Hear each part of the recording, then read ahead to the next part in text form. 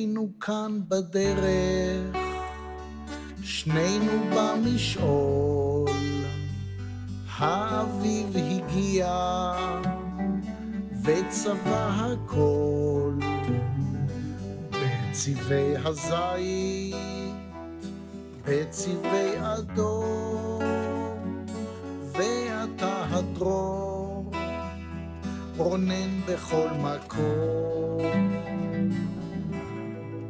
שנינו כאן בדרך להר הגמל. בוקר טוב לכולם. כן, קודם כל אני אתחיל עוד לפני.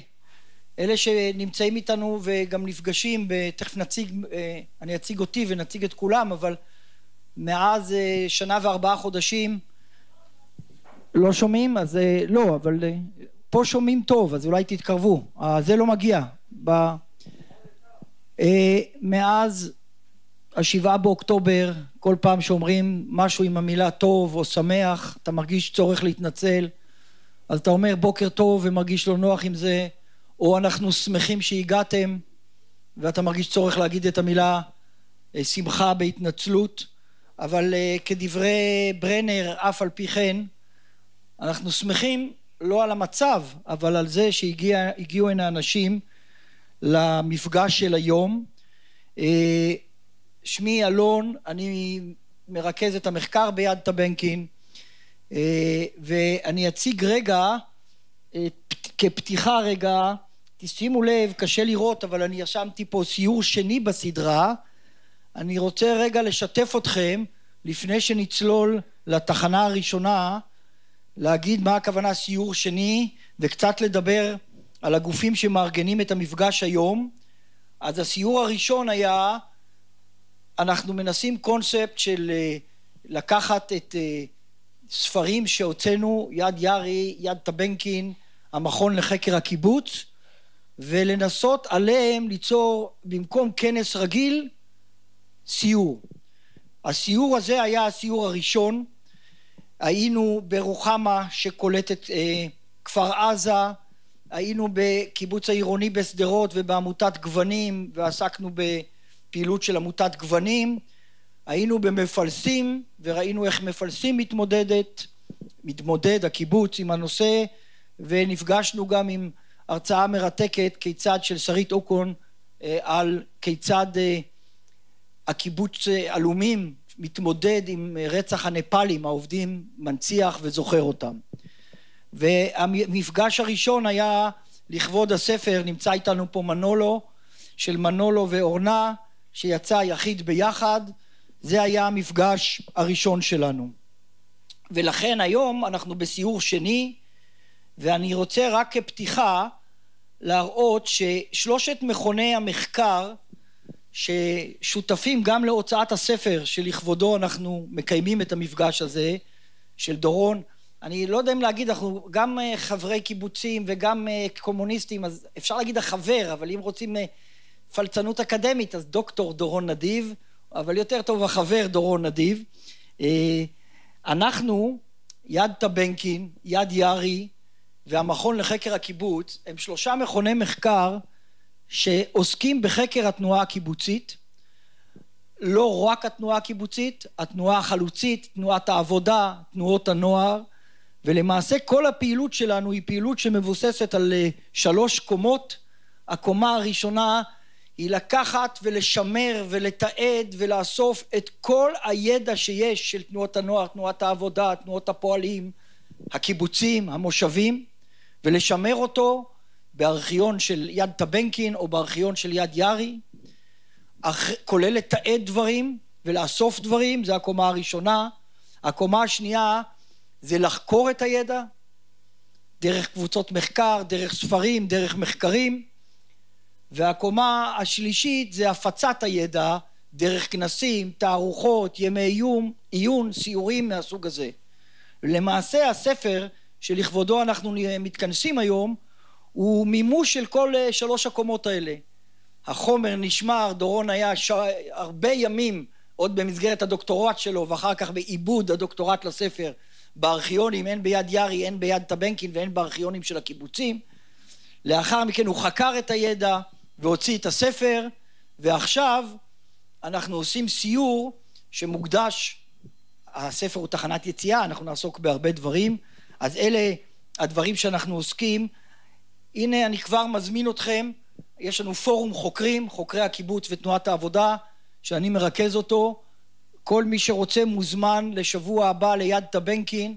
אנחנו עוסקים במחקרים. יהודה הראל ממרום גולן, חבר כנסת, חתן פרס ישראל לשעבר, חתן פרס ישראל, כתב עכשיו מאמר, טיוטת מחקר על היישוב הקהילתי, מציע אותו, את היישוב הקהילתי, כדגם אולי יותר נכון מהקיבוצים להתמודדות עם אתגרי העתיד. אז אתם מוזמנים להגיע, יש גם לינק, אבל אם אתם לא ברשימת התפוצה, אתם מוזמנים להגיע בשבוע הבא ליד טבנקין במסגרת קומת המחקר.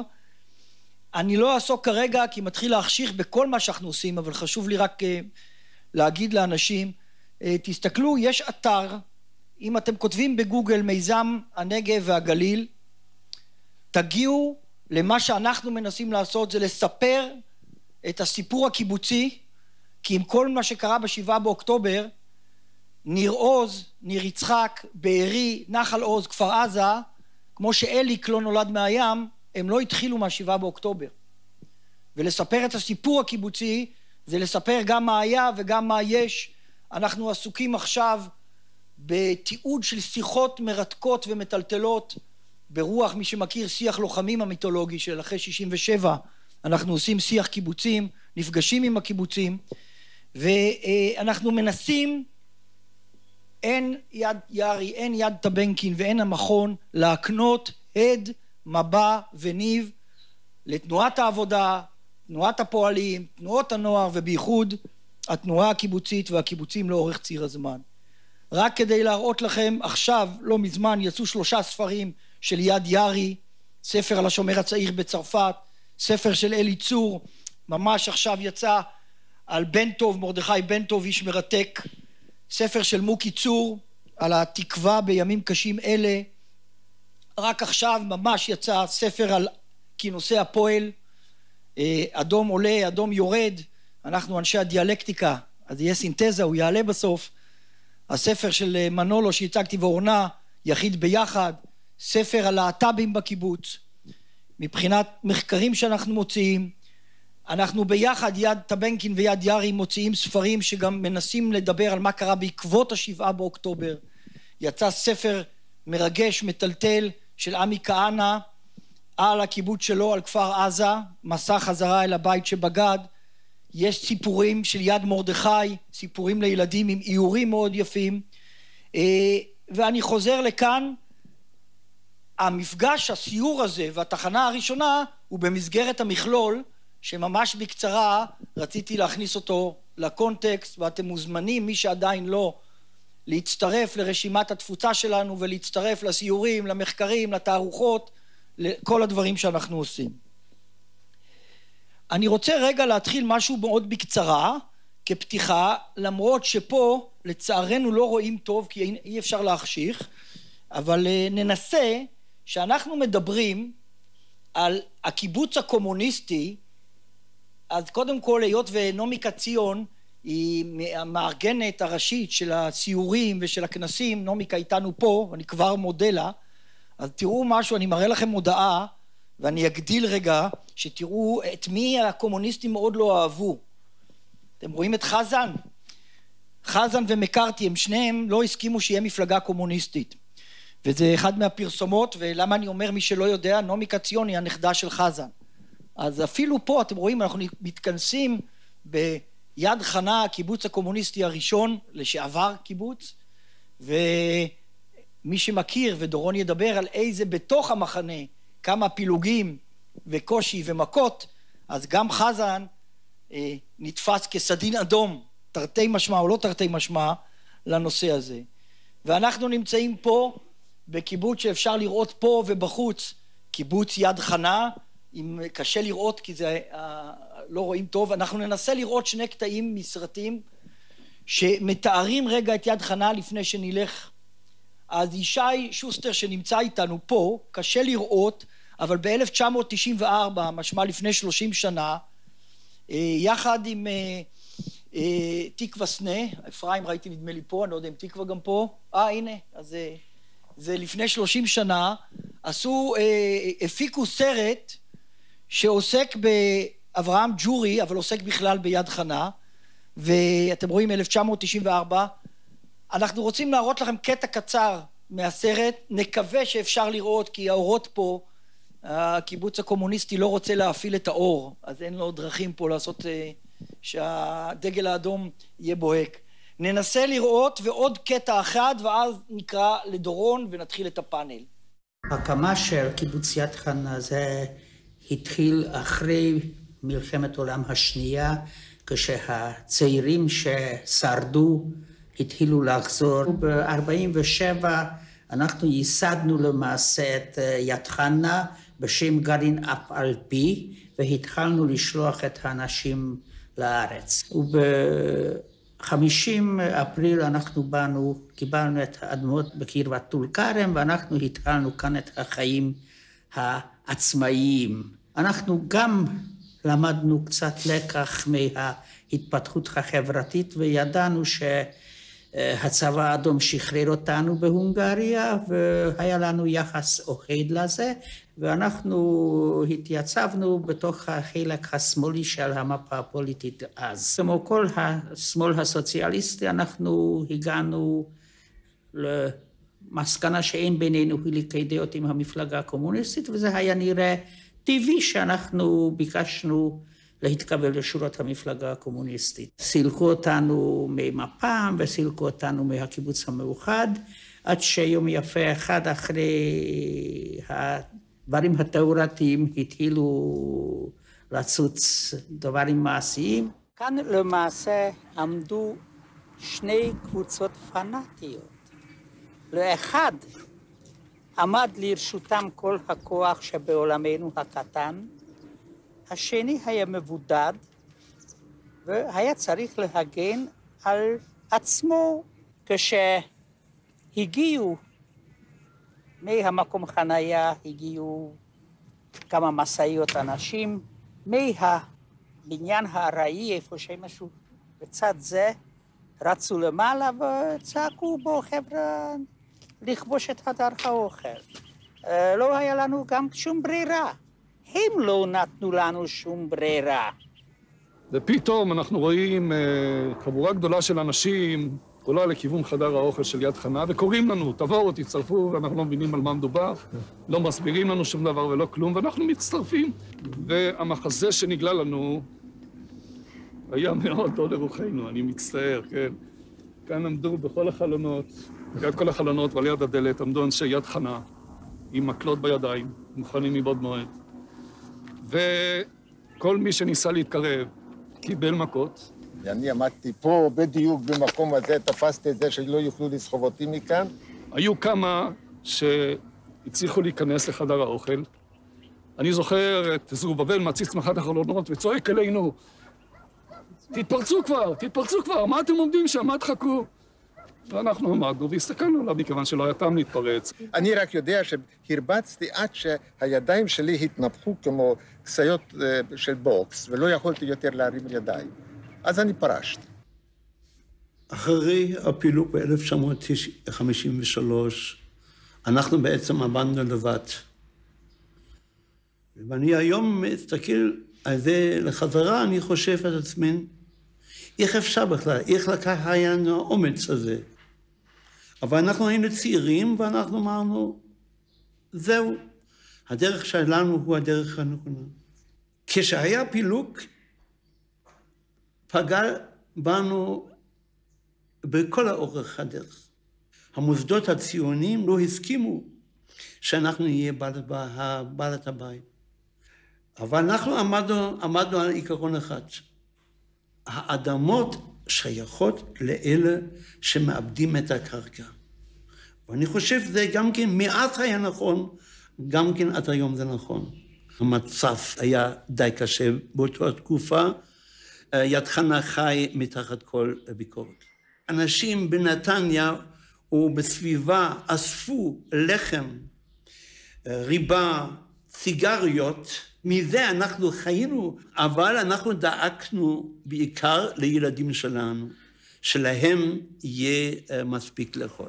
אז ראינו רק קטע מהסרט, תכף נדבר. אני רוצה להראות לכם רק דקה אחת, בגלל שזה קשור גם למחקר שלנו. פנינה פיילר, זכרה לברכה, הבת שלה, יעל, שגם נאחל לה הרבה כוחות ובריאות, כותבת ספר עכשיו ביד טבנקין מרתק על מכתבים של ההורים שלה, פנינה ואליעזר שומרניק, מי שמכיר, והיא הייתה אחות בביירות, אבל היא, כי תכף נראה את החלום או שברו, היא הייתה קומוניסטית עד הנשימה האחרונה שלה, בקטע של דקה כדי לראות האם הוא רלוונטי להיום, ואז נעבור לדורון ולשיח. אז בואו נראה רגע דקה אחת מסרט שנעשה עליה.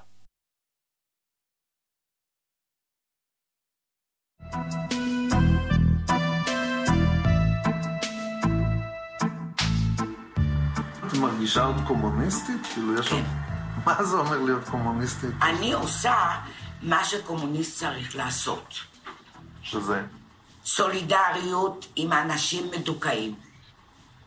במעשה. אני עושה. וזה מה שאני מאמינה בקומוניסט. שהם קמים להגנה של החלש, של המדוכא, של הנדפק. יש לי פה גלויה אחת עם משפט של צ'ה גווארה בגרמנית. זה אומר ככה, הבה נהיה ריאליסטים, נשאף לבלתי אפשרי. אז הבה נהיה ריאליסטים ונשאף לבלתי אפשרית צ'ה גווארה, ואני כן רוצה, אני מדלג פה על עוד זה כי אין זמן, על עוד איזה קטע, ואני כן שואל כפתיחה לפני שדורון אומר, יד חנה היה קיבוץ שנדבר עליו, אבל הוא היה קיבוץ, עכשיו צילמתי לכם, קשה לראות פה, אבל תיכנסו לאתר נדל"ן ותראו שבין 4 ל5 מיליון שקל, ומציעים פה, אתם רואים למחירה ביד חנה, ואני מציג את זה כסימן שאלה, מקיבוץ קומוניסטי לפיסת נדל"ן בורגנית, האם זה החלום ושברו, או האם יש תקומה לאיזשהו כיוונים. אז בתחנה הראשונה פה נעסוק ביד חנה לאורך ציר הזמן. תחנות הבאות נשאל האם אפשר לאמץ את המשפט היפה של צ'ה גווארה שפנינה פיילר, הבה נהיה ריאליסטים ונשאף לבלתי אפשרי. אני מזמין את דוקטור דורון נדיב גם להציג בקצרה את הרקע של גם הספר וגם יד חנה, ואחר כך לנהל פאנל עם 3, לא יודע אם דורות, אבל 3 אנשים מיד חנה. דורון, בבקשה.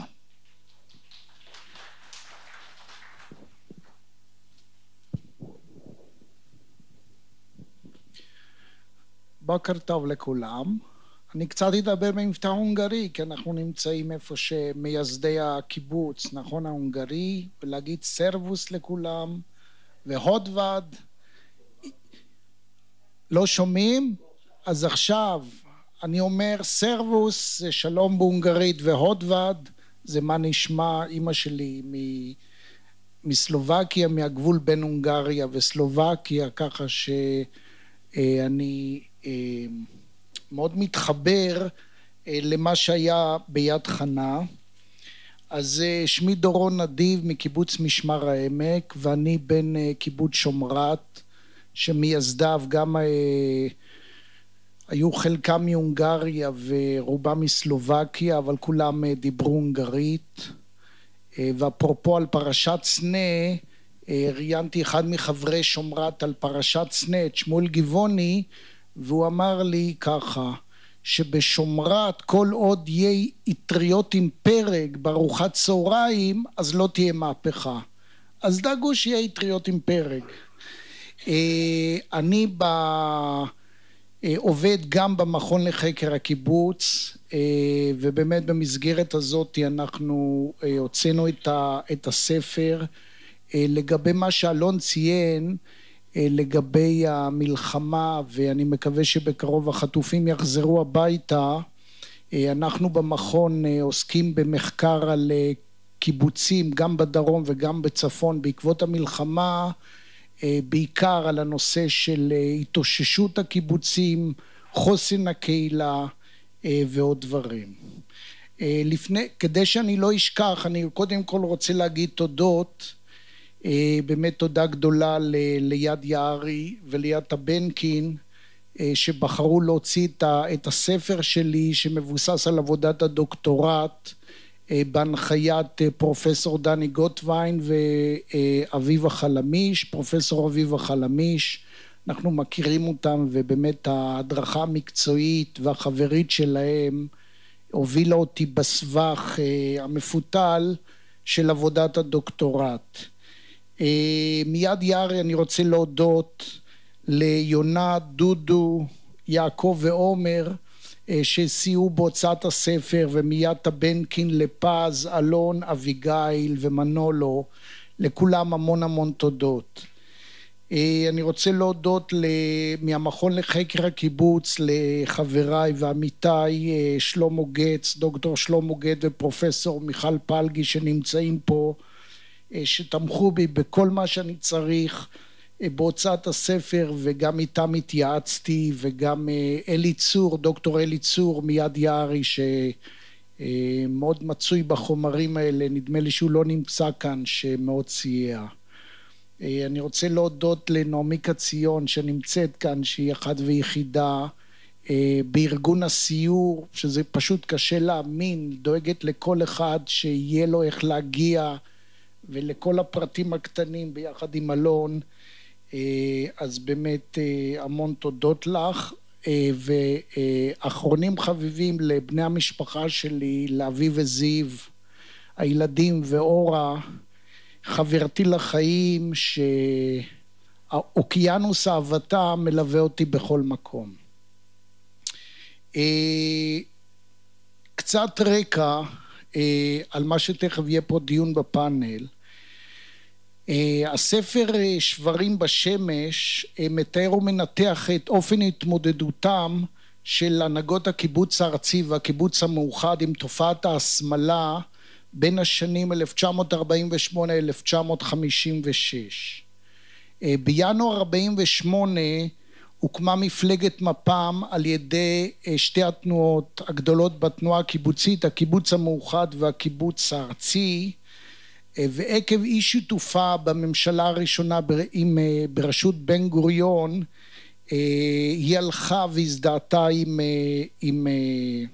עם ברית המועצות, עם התפיסה של ברית המועצות, וההזדהות הזאת יצרה תסיסה, כאשר בתוך מפ"ם היו שני מנהיגים שהובילו את מחנה השמאל, משה סנה שהבן שלו אפרים נמצא, ויעקב ריפטין שגם עליו יצא ביוגרפיה לפני שנה או שנתיים. הם הובילו את מחנה השמאל, כאשר ומחנה השמאל צבר הרבה כוח בתוך מפ"ם. היו הצבעות שהוא גם בוא נגיד ניצח את מנהיגי התנועה שהם היו יערי וחזן מהקיבוץ הארצי וטבנקין וגלילי מהקיבוץ המאוחד. על הרקע הזה, בעקבות משפטי פראג התחילו ב-20/11/1952, הייתה פרשת סנה כפי שנוהגים לכנות אותה, ובעקבות הפרשה בעצם חטיבת השמאל, איך שמשה סנה קרא להקים אותה בעקבות פרשת סנה, סולקה ממפ"ם, תומכיו סולקו ממפ"ם או הוצאו ממפ"ם, ובעקבות הסילוק שלהם ממפ"ם בעצם מנהיגי שתי התנועות היה לחץ שכל מי שמזדהה עם משה סנה יסולק מהקיבוץ שלו. והדוקטורט שלי עוסק ב8 קיבוצים שחקרתי, אחד מהם יד חנה, על המאבק שהתרחש בקיבוצים בין שתי המחנות, בין מחנה התנועות ומחנה סנה. בסופו של דבר היו 2 קיבוצים שבהם היה רוב למחנה סנה, היחידי שהיה זה היה יד חנה, ובהראל רוב החברים שלא נעסוק היום בהראל הם תמכו בריפטין, ובסופו של דבר לא הוצאו מהקיבוץ הארצי, אבל הקיבוץ התפרק קצת אחרי זה.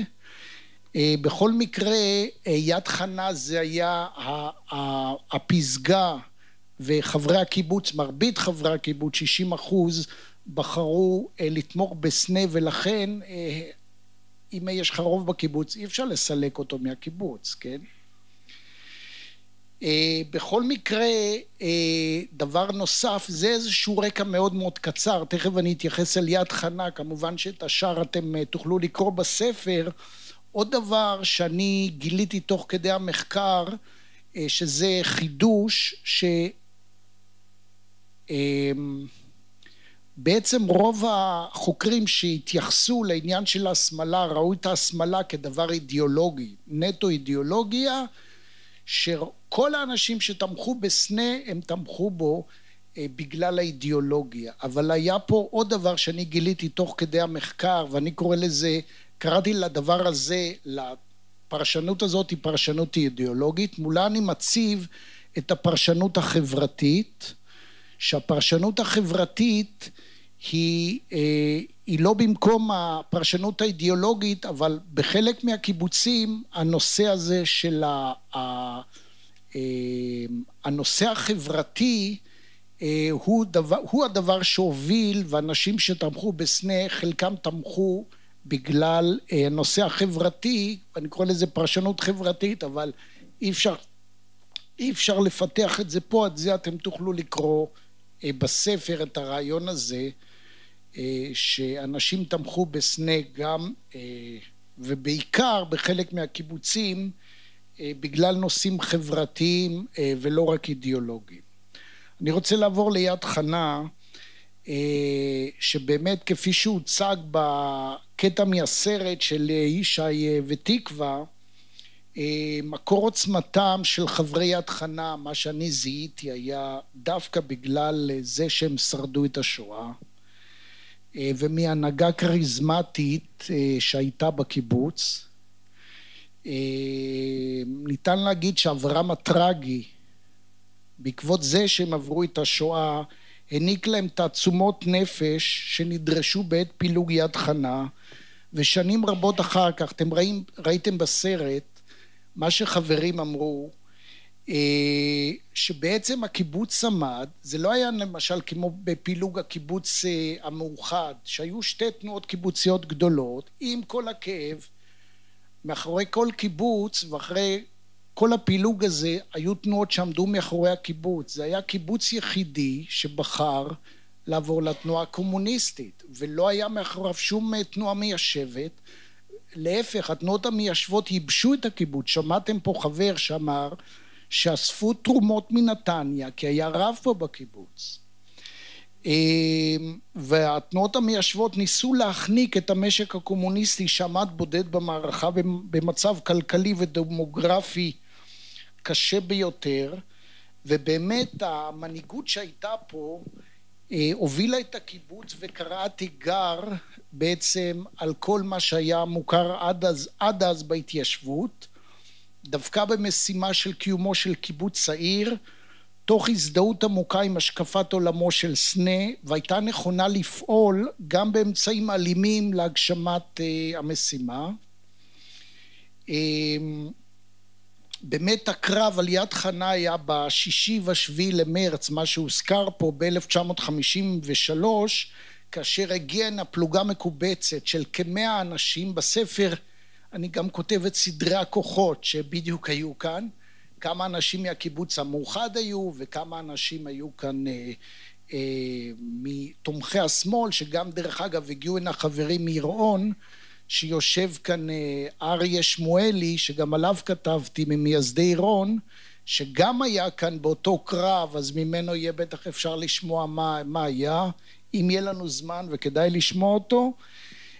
ואני מצטט שני אנשים שהשתתפו בקרב הזה, אחד דוב ורדי ממייסדי יד חנה, הוא מספר, נלחמנו בשביל הבית, המנטליות של חברי הקיבוץ הייתה, הם לא רצו להרים יד, אבל אנחנו נלחמנו על הבית וידענו שאסור לנו להפסיד בחדר האוכל. לעומתו מספר זאב אביאנסקי, שהיה ממייסדי עירון ואחר כך היה חבר עין חרוד, אני עשיתי שם שטות אישית כשהם צרו עלינו, אני גיבור גדול יצאתי אליהם, אני יכול להתווכח איתם, ואז חטפתי צינור מברזל בראש, אני חטפתי זעזוע מוח, אחר כך יותר מאוחר פינו אותי לבית החולים. כן,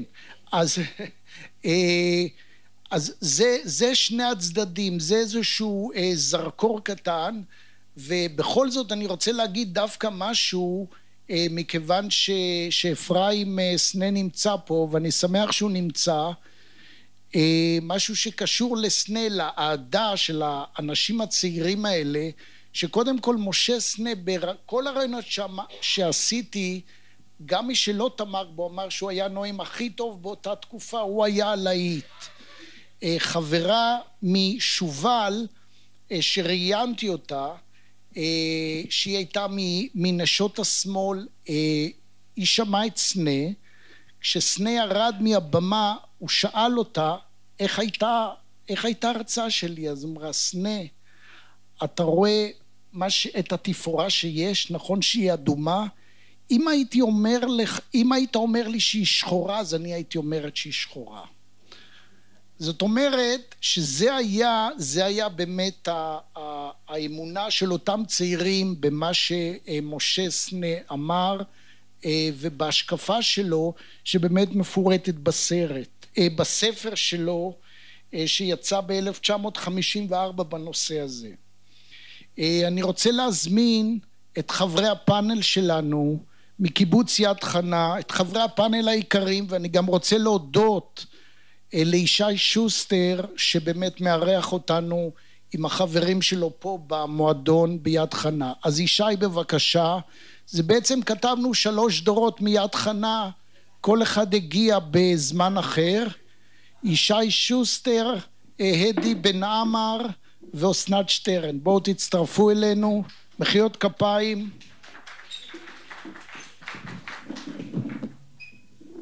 עכשיו אני אשאל אתכם שאלות ואתם תענו לי. בהתחלה כל אחד יציג את עצמו בכמה מילים, איפה גדל, כיצד ומתי הגיע ליד חנה. בבקשה ישי.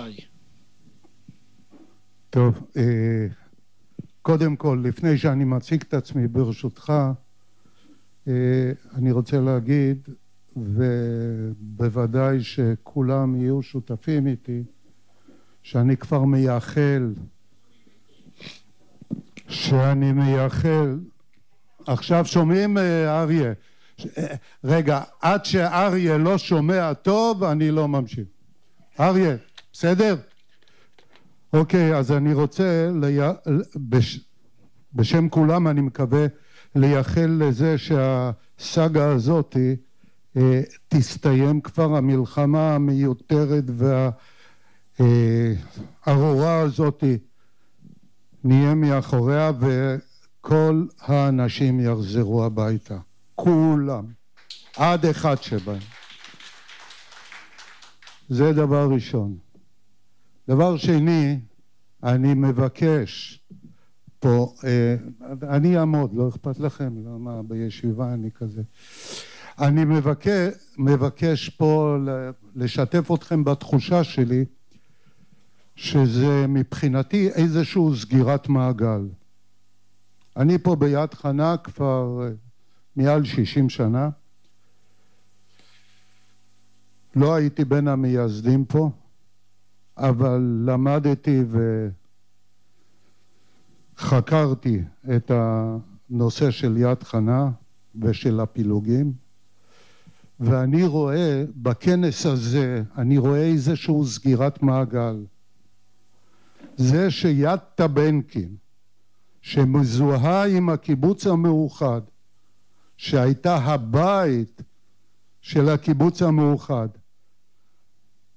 ולפני קצת יותר מ-70 שנה סילקה את יד חנה מתוכה, הם בחרו דווקא ביד חנה לקיים את הכינוס הזה. אז אני רוצה להודות לכולכם על הדבר הזה.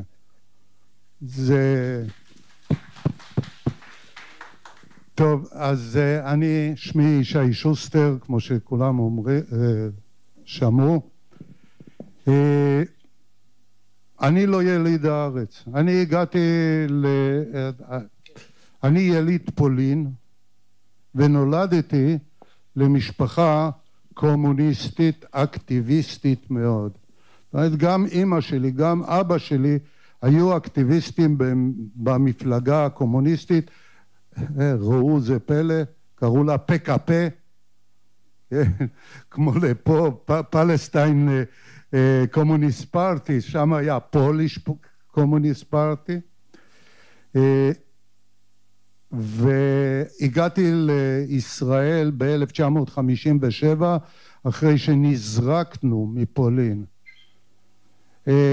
אני לא ידעתי אז, הייתי בן 10,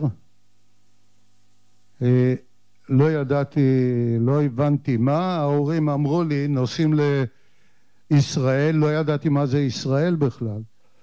ישראל, פלסטינה. אוקיי, פלסטינה ידעתי איפשהו שם. והגענו לישראל, כעבור חודש, אני מצאתי את עצמי מאומץ על ידי בת דודתי בקיבוץ לוחמי הגטאות, הקיבוץ המאוחד. והשנתיים הראשונות שלי בארץ היו בקיבוץ לוחמי הגטאות. אני חושב אחד התקופות המאושרות בחיי. עם הלינה המשפחתית ועם כל זה, שורדי שואה, אנטק, שמעון, הבן של אנטק היה איתי בחדר, דרך אגב היינו שכנים. כן. ואני זוכר לטובה את השהות שם. וכשנאלצתי לעזוב את לוחמי הגטאות, כי להורים לא היה כסף לשלם את השהות שלי במוסד קורצ'אק, על שם קורצ'אק, אז חברתי אליהם בקריית ביאליק, כאשר ניסיתי, תנועת נוער מחנות העולים היה סניף על ידינו, ניסיתי, לא הלך. מאוחר יותר עברתי לשומר הצעיר בסניף בקריית חיים, גם שם לא כל כך הסתדר, פשוט תפסו אותי מעשן בקן.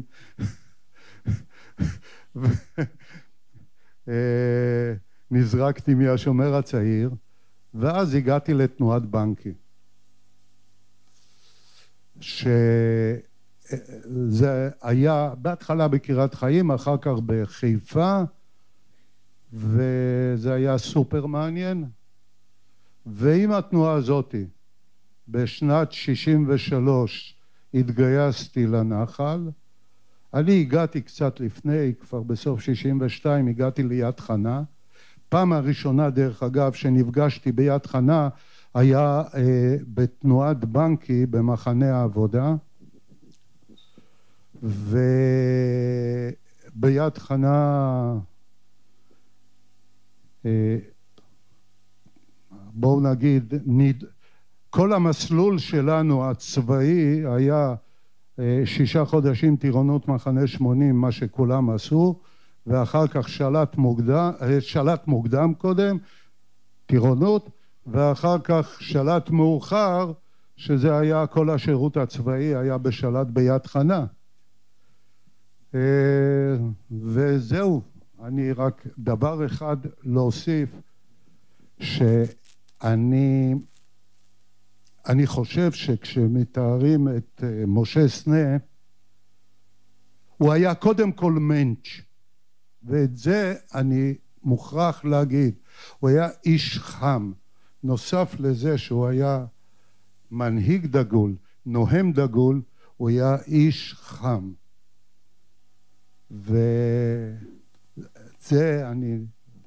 זהו. אוקיי, תודה. תודה לישי. עכשיו אנחנו עוברים להדי בן עמר. אם אתה יכול להציג את עצמך, איפה גדלת ומתי הגעת ליד חנה. שמי הדי בן אמר, הד בתעודת הזהות, ראשי תיבות של הילדה ודוד שנספו בשואה. גדלתי ברמת גן, רמת חן, והייתי חניך תנועת הצופים עד שלב מסוים, והספר האהוב עליי היה חבורה שכזאת, ותמיד חלמתי להגיע לקיבוץ. בצופים קראו לזה הגשמה, אבל הייתי כבר בשנתיים האחרונות לפני הגיוס סוג של היפי שמגדל שיער ארוך, מאזין למוזיקה מוזרה כמו פינק פלויד וכדומה, ולא התאים לי ללכת לקיבוץ עם הגרעין של הצופים, ועברתי כמה גרעינים עד שבדודה שלי אמרה לי יום אחד, יש פגישת גרעין בבית של גיורא גודיק, אתם אולי הכרתם את השם, הבן שלו היה בהתחלה בגרעין, הולכים לאיזה יישוב, יד חנה כנראה, תנסה. הלכתי עם חברי רון מייברג, שהיה גם הוא בגרעין אז, דפקנו בדלת, נכנסנו, על הרצפה יושבת חבורה של אנשים, כולם מגודלי שיער, וברקע פינק פלויד. אמרתי וואלה, זה מתחיל להיות מעניין, ואז הגיעה חבורה מהקיבוץ של צעירים, כולם עם שיער ארוך, בני גילנו, כולם עם שיער ארוך, וסרט מצח תופס את השיער, שזה היה כבר ממש משהו מתקדם. אמרתי וואו, מאיפה קיבלתם את הסרט מצח הזה? מותר לכם ללכת עם זה בקיבוץ? אמרו לי מה זה מותר? במחסן בגדים סידרו לנו את זה. אמרתי למייברג, הגענו לגרעין שלנו, בוא נראה לאן הולכים. התחילו להסביר לנו על יד חנה, ואז הגיע המזכיר דאז, קרצ'י, ואמר לנו, תראו, תחשבו היטב לפני שאתם חותמים על הצטרפות לגרעין, כי יד חנה יש לו מוניטין של קיבוץ קומוניסטי, וכל החיים תרדוף אחריכם התווית של קומוניסט. אמרתי, תווית? אותי הפחידו עם תווית? תביא, אני חותם עכשיו.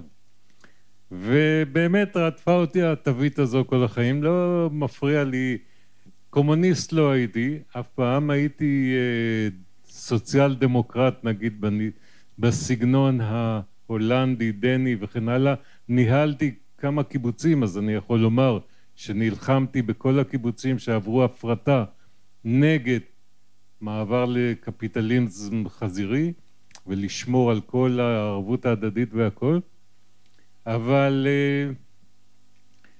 בכל מקרה לא הפריע לי שהיה כתוב לי גם בתעודת זהות יד חנה שין, אחר כך זה נעלם בשנים האחרונות, זה היה יד חנה שמאל.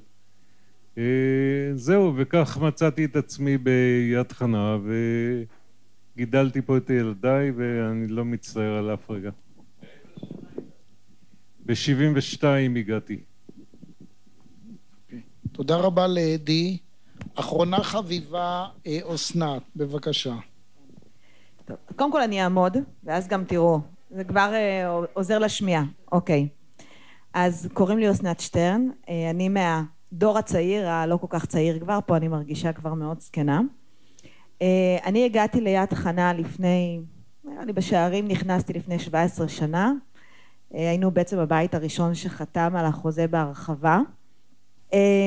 אז מה שאמרתי, אני רגע אחזור על המשפט הזה כי הוא חשוב, זו הפעם הראשונה שהרגשתי שהגעתי הביתה.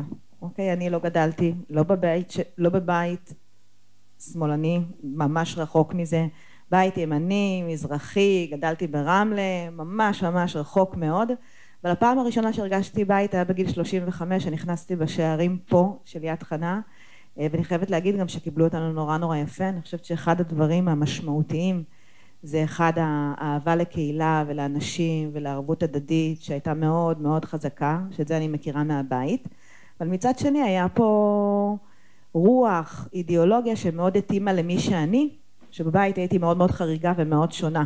אוקיי, אז אני יכולה קצת לספר על השמאל מהכיוון של מי שגדלה בבית ימני, ואני מאוד מאוד שמחה. גידלתי פה 4 ילדים, יש לי פה 4 ילדים, הילד הבכור שלי כבר בן 18, הצעיר אוטוטו מסיים יסודי, סיימתי פה 10 שנים בקדנציה האחרונה של שירות ציבורי, הייתי חברת ועד מקומי בפעם הראשונה שבעצם נפרדנו מהאגודה החקלאית ונהפכנו להיות ועד מוניציפלי, אז הייתי בוועד המקומי הראשון. באותה תקופה מאוד מאוד היה חשוב לי להחזיר את החינוך הקיבוצי ליד חנה, בעצם פתחנו חינוך קהילתי שעובד עד היום, אז זה היה הקדנציה הראשונה שלי, כי אני חושבת שחינוך הוא בסיס להכל. בקדנציה השנייה הייתי חברת מליאה של יד חנה במועצה המקומית, ששם קידמתי כל מיני פרויקטים. באותה קדנציה מה שהיה חשוב לי כתושבת יד חנה זה בעצם להקים עוד פעם את המוסדות, את התשתיות החברתיות הקהילתיות. הבריכה פה נסגרה, התעסקתי בבריכה, התעסקתי בענייני חינוך, בעוד הרבה מאוד דברים אחרים, ואני יזמת גם במקצוע שלי, בחיי היום יום, אז אני מביאה לפה את היכולות האלה, אבל את התפיסה המאוד מאוד שוויונית, דמוקרטית, שאני מאמינה בה. זהו, אני חושבת שאני יד חנאית גאה, אוקיי? אני לא חושבת שיש הרבה אנשים אגב מהמקור שנמצאים פה שיכולים אולי להעיד על זה, אבל זה הם יגידו על עצמם.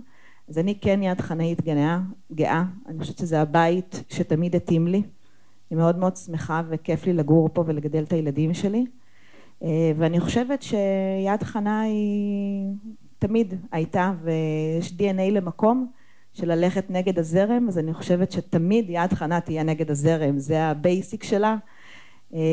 ואני אסיים במשהו שאמרה לי הראשת מועצה בשנה הקודמת, היא אמרה לי, אבל איך תעשו את זה? אמרתי, יד חנה הם משוגעים, אל תדאגי, זה יקרה 1.5 חודש, אנחנו מרימים פה בריכה, הוקמה בריכה תוך 1.5 חודש, אז אני חושבת שהרוח שמתארים פה, של פעם, ה-DNA של המקום, נשאר כזה, יש פה אנשים שאין כזה דבר אצלם לא, אוקיי? והם פייטרים אמיתיים, גם אנשים שהגיעו לפה, לא גדלו פה, אני חושבת שזה מושך, ה-DNA, את האנשים הנכונים. זהו, זה ה-2 cents שלי על יד חנה. אוקיי, תודה לאסנת. כן.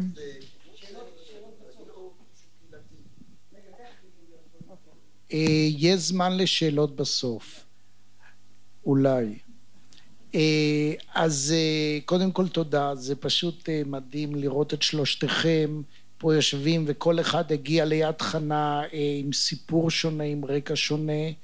אני רוצה להגיד באמת, קצת אמרתי בהתחלה, אבל שהגעתי ליד חנה לחקור את הקיבוץ, באמת הרגשתי משהו מיוחד בגלל הרקע שלי משומרת, גם שנפגשתי בעיקר עם דוב ורדי, הסגנון, המבטא ההונגרי, החום, מה שדיברתם, ובאמת היה פה משהו מאוד מיוחד אצל דור המייסדים במאבק על הקיבוץ. אני רוצה לפנות לישי, לכל אחד מחברי הפאנל, יש כ10 דקות, אני אשאל אתכם כמה שאלות שקשורות כל אחד לחלק שהוא הגיע לקיבוץ. אז ישי, מייסדי יד חנה ההונגרים שעברו את השואה, מה ייחד אותם לדעתך, ומה ייחד את יד חנה כקיבוץ יחידי השייך לתנועה הקומוניסטית בישראל? טוב, קודם כל שייך לתנועה הקומוניסטית זה איזשהו ניסוח. יד חנה מעולם לא הייתה שייכת למק"י. רוב חברי יד חנה הצביעו למק"י. רובם של חברי יד חנה. אבל קיבוץ כקיבוץ לא... היה פה סניף של מק"י, אבל לא היה שייך למק"י. נעזר המון המון המון במק"י. מה ייחד את האנשים הללו? לפי תפיסת עולמי, מה שייחד אותם זה העניין של הם זכרו את השואה ושואה לא יצאה מהם. כלומר, הם נלחמו על הבית כי לא היה להם לאן ללכת. מה שאתה הזכרת. ואני חושב שזה הדבר שהוביל אותם גם בוויכוח שהיה בתנועה הקיבוצית בשנות ה-50 בנושא משפטי פראג, ולתפוס את העמדה של משה סנה, שהם ברית המועצות והצבא האדום הוא למעשה מי שהציל את חייהם במלחמת העולם השנייה. דבר שלא היה מופרך ולא מופרך עד היום הזה לדעתי. זאת דעתי. כן, סטלינגרד זה סמל.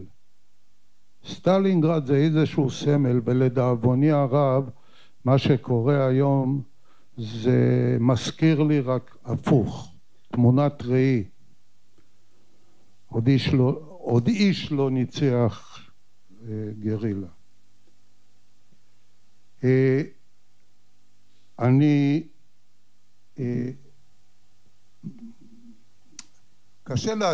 קשה להגיד מה ייחד אותם, את האנשים האלה משאר האנשים, כי אני הכרתי אותם שנלחמו פה נלחמו על החיים שלהם. לא נשלפו פה נשקים כמו לפי, אני לא חוקר, אבל לפי מה שקראתי, בקיבוצים בודדים נשלפו אפילו סטנים בפילוג בין איחוד מאוחד. ביד חנה נשלפו רק טוריות, מקלות של טוריות, ואתה אמרת צינורות, אני פעם ראשונה שומע על צינורות ברזל, אני ידעתי על טוריות ועל מעדרים, ונלחמו כמו שמנחם קיש, כן, האבא של כרמית בסרט אומר, היו לו ידיים והתנפחו. מה באמת הם סיפרו על הקרב שהיה ביד חנה? האם זה נשאר, אני אתן דוגמה ממשמר העמק, במשמר העמק הקרבות על משמר העמק וכל המאבק שהיה במלחמת העצמאות זה דבר שצרוב בתוך הזיכרון של הקיבוץ, וכל שנה מ4 לאפריל עד 14 לאפריל 48 יודעים שזה היה הקרב על משמר העמק וכולו וכולו, וזה מורשת. האם משהו נשאר מהדבר הזה, שזה הדבר מאוד משמעותי בהיסטוריה של יד חנה, אם זה נצרב, אם עושים אם יש איזה משהו? כן, אז עד אני יכול להגיד, עד אמצע שנות ה-70, הדי אמר, סיפר על המשלחת הזאת, שהגיע, אז עד התקופה הזאת, פחות או יותר, שהדי הצטרף אלינו, הדבר הזה היה שיחת יום יום כמעט. כשהלכת למחסן הבגדים, אז במבטא הונגרי, אגי אמרה, מונדום אצלנו שמה, כשהתחנו נתנו מכות בהדר האוהל, זאת אומרת, זה היה אצלהם שיחה שהתנהלה כל הזמן.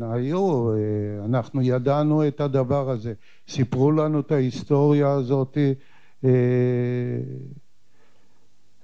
לאורך כל הזמן.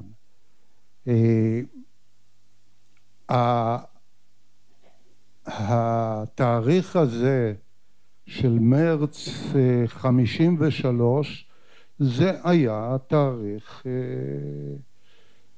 מאוד מאוד אקוטי ביד חנה.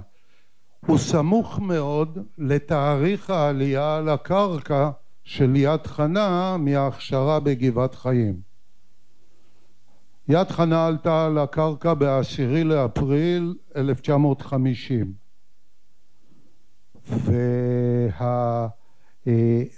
והמכות והקרב על יד חנה עדיין התנהל ב10 באפריל 1953, וכל שנה זה היה אישיו ביד חנה, חג המשק.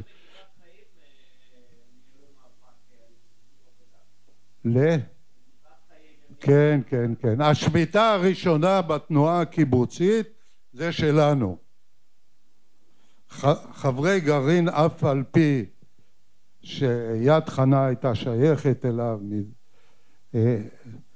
בהכשרה בגבעת חיים, בגלל שסידרו אותם לעבודה כזאת או אחרת, אני אף פעם לא הבנתי על מה הייתה השביתה, אבל הם החליטו לשבות, ואני בתור ארכיונאי פה ביד חנה, אני קורא פרוטוקולים של הקיבוץ המאוחד, אני רואה שהתכתבויות בין גבעת חיים ובין סרולי גלר שהוא חבר גבעת חיים, כן, איזה זה, הוא גם קרוב משפחה כבר עכשיו. אם אתה יכול לספר קצת אחרי הקרב ואמצע שנות ה-50, איך הקיבוץ התמודד עם הבידוד שנכפה עליו, גם מבחינה כלכלית? אני יודע שהקמתם קרן לידידות בארצות הברית. לא אנחנו הקמנו, לא אנחנו הקמנו. אוקיי, אז תספר על הנושא הזה, איך קיבוץ הקומוניסטי היחידי התמודד עם הבידוד הזה. ישראל תיאר פה בסרט ותיאר על חברי מק"י מנתניה ומתל אביב ומחיפה, מכל הארץ למעשה. אז אני רוצה להגיד פה, ופה אפרים אני רוצה, משה סנה, האבא של אפרים, הוא היה למעשה השושבין של יד חנה. הוא לקח את יד חנה, לדעתי, אחר כך גם אפרים אמר לי את זה, מותר להגיד, הוא לקח את יד חנה כפרויקט אישי שלו, והוא גייס המון תומכים ליד חנה, לא חברים אלא תומכים ליד חנה מכל רחבי העולם, גם ארצות הברית, גם אירופה וגם זה, שבמסגרת מוסד בריינין שהיה מוסד של מק"י נדמה לי, אבל זה אריה ואפרים בטח יאירו את עיניי יותר טוב על זה, אבל על יד מוסד בריינין שהיה מוסד שתמר במק"י, על ידו הוקם חוג ידידי יד חנה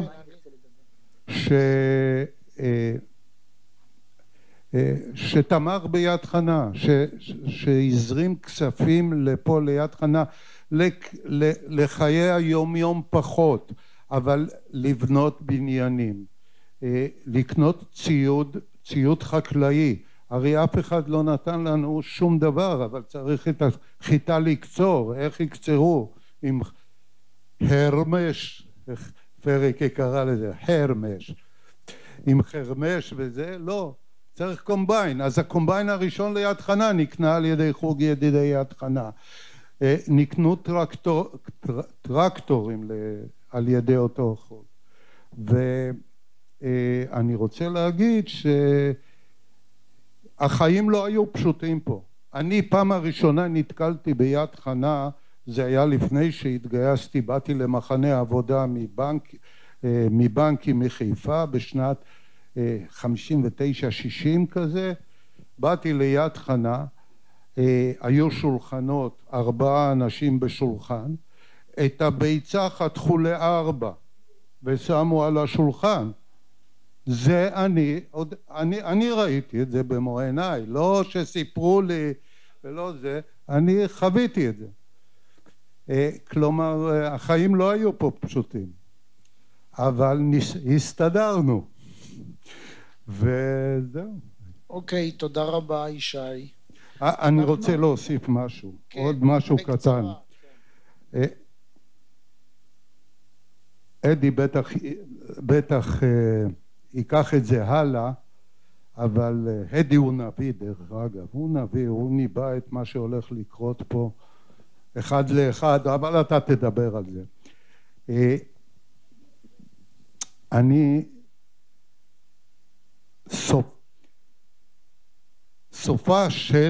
סופו של קיבוץ, ואני מדגיש את המילה, קיבוץ יד חנה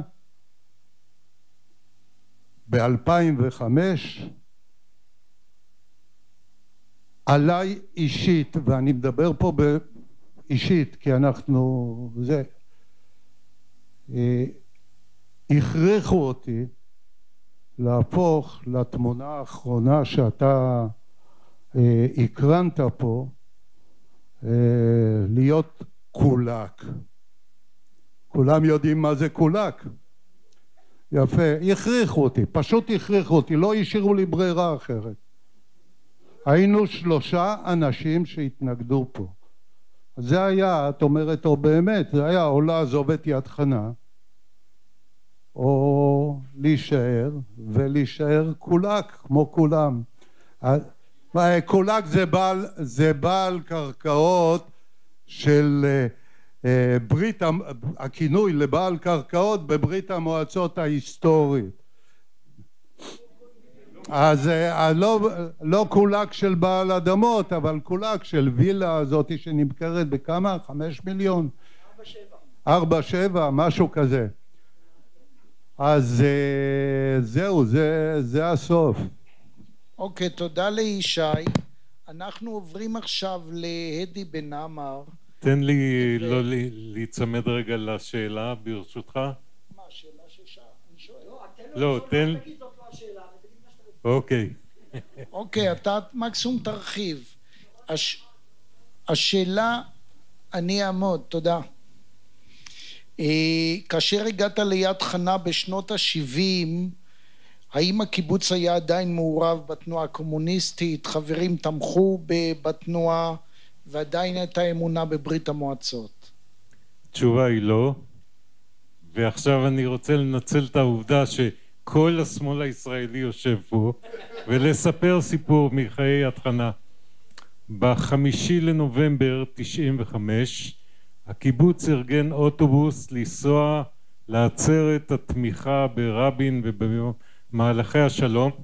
אני ניהלתי אז את החממות של הקיבוץ והייתי עם אשתי בתורנות, והיינו אמורים לגמור שעה אחרי שהאוטובוס יוצא, ותכננו לנסוע ברכב שלנו, והגיעה ביתי לחממה ואמרה, אני רוצה לנסוע עם האוטובוס של הקיבוץ עם כל החברים שלי. ואני אמרתי, לא יקום ולא יהיה. את ושני האחים שלך מחכים שאמא ואני נגמור את התורנות ואתם נוסעים איתנו.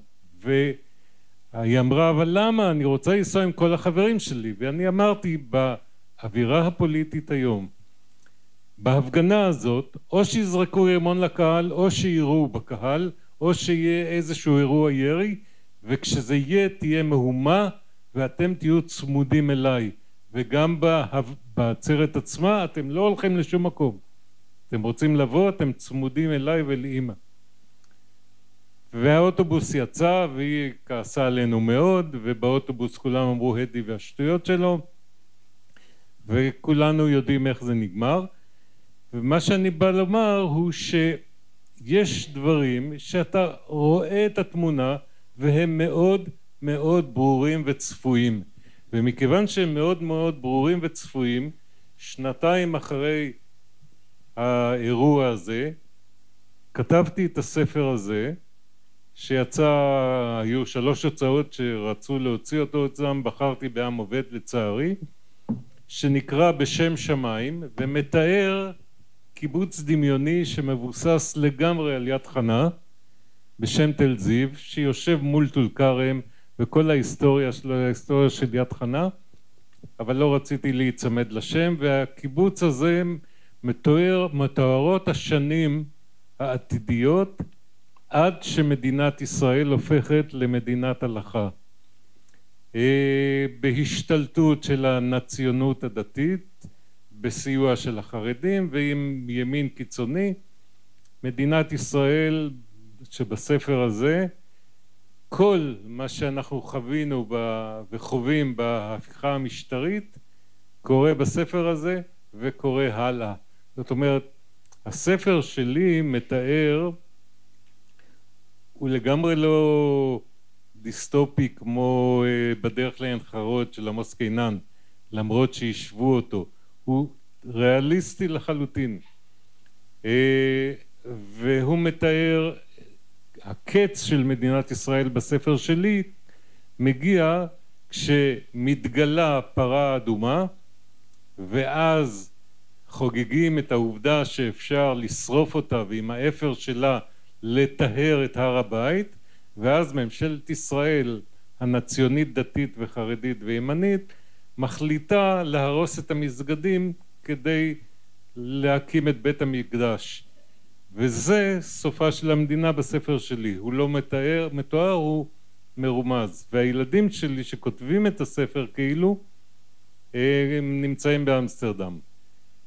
בפועל הם בפורטוגל היום.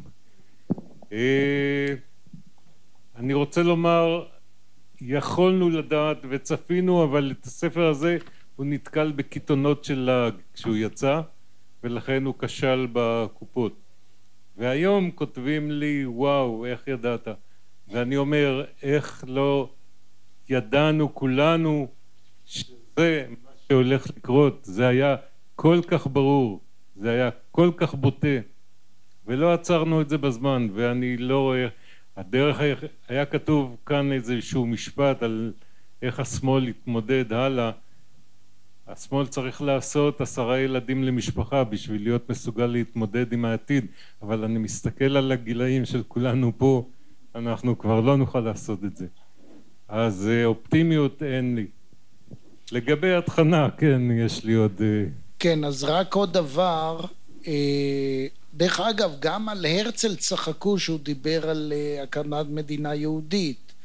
אז זה שצחקו עליך, אז זה לא נורא, זה קורה לאנשים, אבל אני מקווה, דרך אגב, עדיין שהנבואה שלך לא תתגשם, שאנחנו נמשיך להיאבק, וזה מה שאנחנו צריכים לעשות. להמשיך להיאבק זה בסדר, אבל דמוגרפית אני לא רואה איך אנחנו מתמודדים. אז טוב, צריכים לחשוב על זה. אנחנו לא עושים 10 ילדים למשפחה. אוקיי, זה לא נושא, אבל בהחלט זה חשוב מאוד. רציתי לשאול אותך, אתה אמרת שאתה כשהגעת הנה כבר לא הורגש איזשהו משהו שקשור לקשר לתנועה הקומוניסטית וכולו. נדמה לי שגם סנה נפטר ב-72 אם אני לא טועה, אבל האם הרגשת איזה משהו ב-72 או במהלך השנים, איזשהו כאב על איזשהו תהליך התפכחות מאיזה חלום? אני אתן דוגמה, בשומר הצעיר היה תהליך כואב של התפכחות מהחלום של אמונה בברית המועצות. ב-67 באמת, אחרי מה שהיה, זה באמת סתם את הגולל, זה היה תהליך שנמשך משנות ה-50 לתוך שנות ה-60. האם הרגשת משהו כזה? והדבר השני, אם אתה יכול לספר, קצת ישי דיבר על תהליך השינוי ביד חנה. יש לך 5 דקות. תהליך ההתפכחות לא היה כואב, להערכתי. אני הגעתי כשהקיבוץ הוותיקים כבר היו מפוקחים. פנחס כאן דיבר,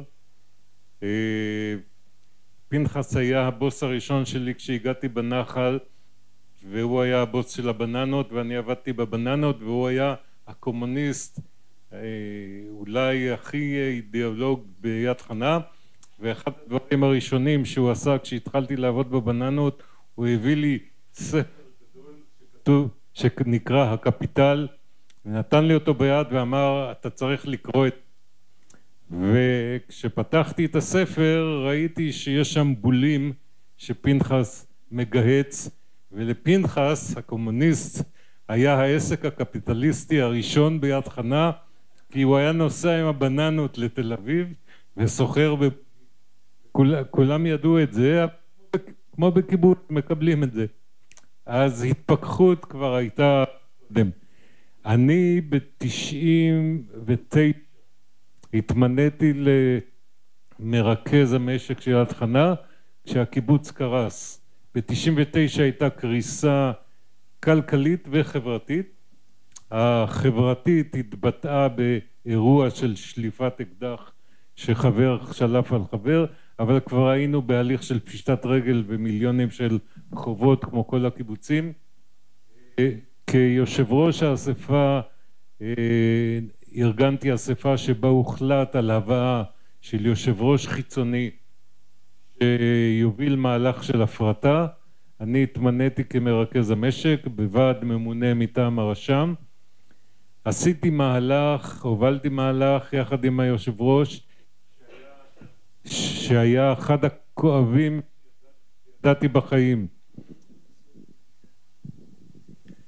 הובלתי מהלך שהיה מהכואבים שידעתי בחיי, כי אהבתי את הקיבוץ כקיבוץ, אהבתי את מבנה החיים. כאב לי לא פחות מישי, למרות שהיו לנו המון ויכוחים, כי ישי רצה שנעצור את ההפרטה. הוא, כמו שהוא סיפר, הוא ראה בזה איבוד הדרך, אבל בעיניי לא הייתה כל ברירה אחרת, כי הגענו למצב ש10 אנשים בעבודתם מחזיקים את כל השאר, ובהפרטה כולם פרנסו את עצמם. אז הובלתי את המהלך הזה. אחר כך עברתי לנהל קיבוצים, חלק הובלתי בהם מהלך הפרטה, חלק לא. כמו שאמרתי, שמתי לב לתופעה שקיבוצים שעוברים תהליך הפרטה מיד יש איזושהי נטייה לעבור לקפיטליזם חזירי. לא רוצים ערבות הדדית יותר, היה לנו מספיק מהקיבוץ, לא רוצים קרן עזרה הדדית, לא רוצים להבטיח את 5 המ"מים של ז'בוטינסקי דווקא, מדור, מלבוש, מרפא, מעון. כן. בקיצור, היה תהליך כזה בקיבוצים שעברו הפרטה, ואני לפחות בקיבוצים שהייתי תמיד נלחמתי שאת 5 המ"מים האלה מחויבים להשאיר. עד היום אני מתגעגע לקיבוץ של פעם, היה בזה את היופי שלו, במיוחד ביד חנה, שהיה פה איזושהי תחושה של ביחד, בגלל שהוא היה מוקצה מבחוץ, ואפילו התנועה של השומר הצעיר לא שייכה אותו, אלא הוא היה נלווה לשומר הצעיר. אז התחושה הזאת של בידוד יצרה פה איזו אינטימיות מאוד מיוחדת שאהבתי אותה. תודה רבה לאדי על הדברים, ואנחנו עוברים לאסנת. את בעצם אמרת מקודם למה בחרת להקים את ביתך ביד חנה, מה ידעת על העבר של הקיבוץ וכיצד את רואה את העתיד. הבנתי מישהי שזה קוראים לזה היום יישוב, לא קיבוץ, אבל בכל זאת אני קורא לו קיבוץ. מה חשוב לך לשמר ומה לחדש? זה? טוב. תחזור על השאלה הראשונה רק לפני... השאלה, מה ידעת על יד חנה? אם ידעת על כל מה שאישי סיפר, מה שהדי... קודם כל אני חייבת להגיד, אחד, שלא ידעתי על מה שאישי סיפר. ככל שנכנסתי לפה, אז למדתי על ההיסטוריה של המקום, וזה באמת היה מתוך הרצון שלי ללמוד על מאיפה אני מגיעה ולאיזה שורשים. אני חייבת להגיד גם שהיום לצערי, אני חושבת שהדור הצעיר לא מכיר גם את הסיפור, ובעיניי זה חור גדול, אוקיי? כשתנים... נכון? יש ארכיונאי, אבל אני חושבת שהזהות, ואפרופו שאלה, כפר, שיתופי, קיבוץ וכאלה, אני הגעתי לפה בגלל הרוח הקיבוצית. אני מאוד מאוד מתחברת, כמו שאדי אמר, לאורח חיים הזה. אני חושבת שבאופן כללי יד חנה יש לה רוח קיבוצית מאוד חזקה. אני חושבת שהמשבר הזהותי זה שאין לך באמת זהות, וכשאין לך זהות אז מאוד קשה להגיד מה אתה, ואתה בדרך כלל מגדיר את עצמך על בסיס מה אתה לא, אוקיי? וזה בעיניי אחד הדברים גם אגב שאני שמה אותם לפתחם של התנועה הקיבוצית. אם יש פה מישהו מפה מהתנועה הקיבוצית, יש המון סוגים של קיבוצים, ואני חושבת שאיזושהי הסתכלות רחבה יותר על מודל קהילתי היא הדבר הנכון והמדויק. אז זה רגע שנייה בתפיסה שלי. הדבר השני שאני רוצה להתייחס אליו, אני רגע שנייה אקח את השאלה שלך וטיפה רגע אעשה איתה מה שאני רוצה, כי מדברנו על השמאל לאן, אוקיי? אני רוצה להגיד משהו. אני חושבת שהרבה אנשים שיושבים פה, או שאני מכירה לפחות, קיבוצניקים, שמאלנים, טייסים, אני עובדת בחיל האוויר גם, כל האנשים שעד אולי לפני 2 עשורים היו הגאווה של המדינה הזאת, כל אחד מהם, ואולי זה איזושהי הכללה, ואני בטוחה שכל אחד מכם ימצא בזה טיפה, מרגיש שהוא קצת מתבייש היום. אני טיפה מתביישת שאני שמאלנית, ואני טיפה מתביישת שאני קיבוצניקית, פריבילגית, כל הדברים האלה. ואני חושבת כשאתה מתבייש אתה כנוע. ואני חושבת שזה אחד הדברים הכי משמעותיים בעיניי. עכשיו לי אין את המנגנון של בושה, אז מאוד קל לי לראות את זה על אחרים. ואני מתמודדת עם הדעות השונות שלי ביום יום. אני לא פריבילגית וגדלתי בבית שמרגישים או חושבים כמוני. אז אני חושבת שאם אנחנו מדברים על השמאל לאן, אני חושבת שאין הנהגה היום של שמאל. אני חושבת שרוב האנשים שהם מזוהים עם השמאל מתביישים על משהו, או על זה, על רצח רבין, דיברו פה על זה, שהאלימות הכניעה את השמאל, או על 7 באוקטובר, או על הדעות שלנו, או על כל דבר אחר, ואני חושבת שאי אפשר באמת להתקדם מפה. זאת אומרת, אם אנחנו נתבייש, אנחנו נהיה כנועים. וזה, אגב, זה מאוד קשה לי לא לראות פה אנשים שהם יותר צעירים, שהם הדור העתידי. אז זה רגע שנייה ככה ממני אליכם. אני חושבת שיד חנה אגב כן זה אנשים עם הרבה מאוד אומץ. יש פה הנהגה יישובית צעירה בועטת שלא כמו בהרבה מקומות אחרים שזה בדרך כלל אנשים מבוגרים. הנהגה נשית מאוד חזקה, כבר 2 ראשות ועד מקומי נשים והרבה וחברות מליאה. אז אני חושבת שבעיניי כאילו שמאל צריך הנהגה חזקה, צריך להרים את הראש וצריך לא להיות כנוע. אז זה ככה שלי. אם יש לך עוד שאלה אני אשמח לענות. אוקיי, תודה לו אסנת. קודם כל אני בהחלט מזדהה עם הדברים שלך. אני גם קיבוצניק שלא מתבייש וגם ממשיך לתמוך בקיבוץ השיתופי כל הזמן, ויש פתרונות. אני רוצה לסיום להזמין את אפרים סנה. לא יהיה לנו זמן לשאלות כי חשוב, אפרים רוצה להגיד כמה מילים. חלק מההתכנסות כאן קשורה לאביו וגם לרעיונות שלו. בבקשה אפרים. תודה רבה לך. זהו, מה שתגיד. יש נקודה אחת שלא עלתה והיא חשובה, וזה המיקום של יד חנה. ופה רק לבני השיער יבינו את מה שאני אומר אולי, כן, בגלל שהם זוכרים. יד חנה הייתה ממוקמת בנקודה הצרה ביותר של מדינת ישראל, שרוחבה גג 15 קילומטר. מי שזוכר את המפה שהיום כבר לא מראים אותה. וכל החששות היו שכוח ערבי יוותר את ישראל לשניים מול נתניה, בין יד חנה לנתניה, כי זה המקום הצר ביותר. וזה נתן ליד חנה את החשיבות האסטרטגית כקיבוץ על הגבול מהיווסדה ב-50 ועד מלחמת 6 הימים. על מה זה השליך? העובדה שהקיבוץ הזה הוא קיבוץ קומוניסטי שמתעקש לעמוד על מקומו ועל אדמתו, היא הרגיזה את הממסד השליט וגרמה להם לעוד יותר להדק את המצור, בעיקר הכלכלי והמנהלי, על הקיבוץ הזה. ובצד ההפוך, המיקום הזה, החשיבות האסטרטגית של יד חנה, היא גם השפיע על הקנאות והדבקות של אבא שלי, לפעול שהמקום הזה לא ירד מהקרקע. והוא מ-54 עד מותו הלך וחיטט את רגליו בפרוזדורי השלטון שלא היה שלו, כדי לעסוק בשתדלנות למען יד חנה, במרכז החקלאי, במשרד החקלאות, בסוכנות. מה עזר לו? הפקידים שמה היו כמעט כולם פקודיו בהגנה, והם עזרו ליד חנה כחסד למפקד של פעם.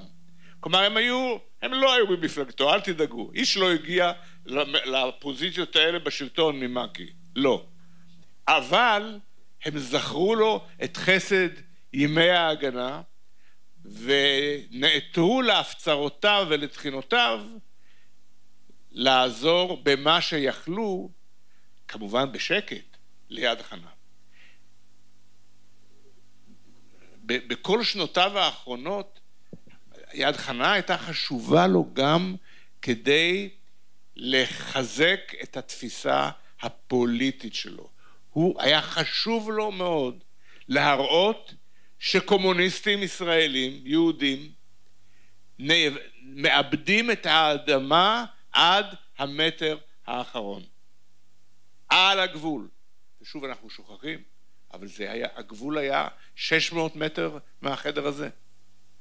והדבקות של אותם חברי יד חנה באדמתם ובעיבוד הקרקע באמת עד המטר האחרון הייתה בשבילו ערך פוליטי בתפיסת עולמו.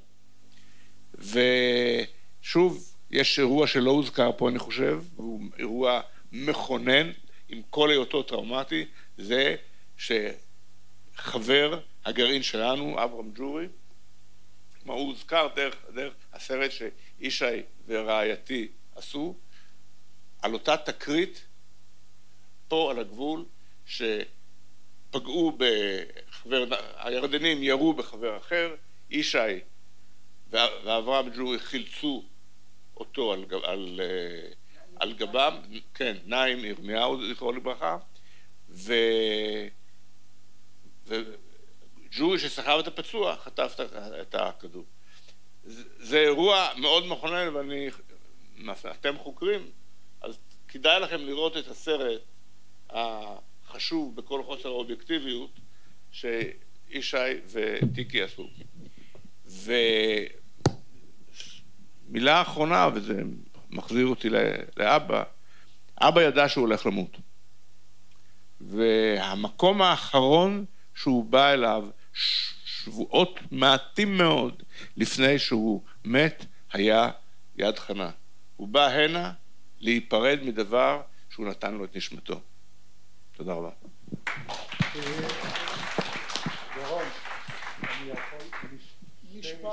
כן.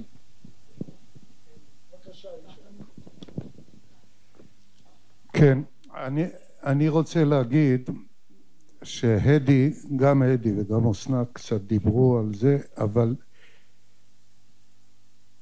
מה שגרם ליד חנה היום בהגדרה, גם במנהל, גם במשרד הפנים, בכל מוסדות מדינת ישראל, נחשבת ככפר קהילתי, שם ארוך כמו אצל הספרדים. בכל מקרה, מה שאני רוצה להגיד, אותה הנהגה, וכארכיונאי אני עוקב אחרי זה, אותה הנהגה, כמעט אותה הנהגה, שהובילה את יד חנה בשנת 53 למאבק, כבר ב-52, למאבק על יד חנה, חלקים מאותה הנהגה, חלקים מאוד משמעותיים, הם אלה שלפי תפיסתי, אני אומר שוב, זה לא לפי תפיסתי, הם אלה ששמו את הדולר או את השקל או הלירה אז לנגד עיניהם, אותם האנשים, יותר מאשר את התוכן האידיאולוגי. דבר נוסף, אני מוכרח להגיד את זה, שהתחברו לי כמה דברים בשנים מאוחרות מאוד. ישי, רק בקיצור. בקיצור, אני אגיד קיבלתי שוק חיי כאשר אפרים ביקש ממני לראיין את אחד מוותיקי הקיבוץ, יחד איתו את ישראל שהופיע פה, וישראל אמר לאפרים, אני לא יודע אם הוא זוכר את זה, אנחנו מאוד כעסנו על אבא שלך, הוא רצה לקחת כסף מיד חנה למפלגה, ואני רוצה, כן, הוא אמר את זה. off the record, דרך אגב, הוא לא אמר את זה למצלמה. נכון. אבל שמה אפרים התחבר לי הדבר הזה והסתדרו לי כמה דברים.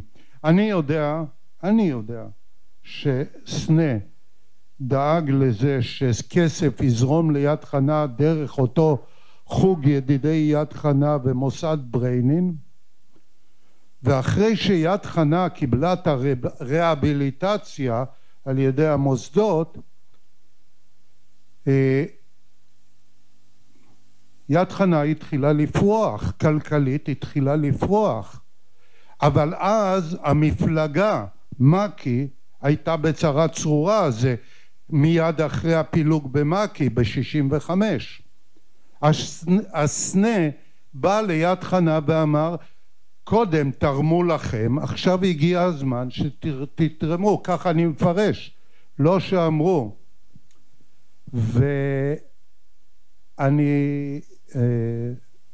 זה אחד הדברים שאני אומר, אותם האנשים שבנחישות הובילו את זה, פתאום נסוגו.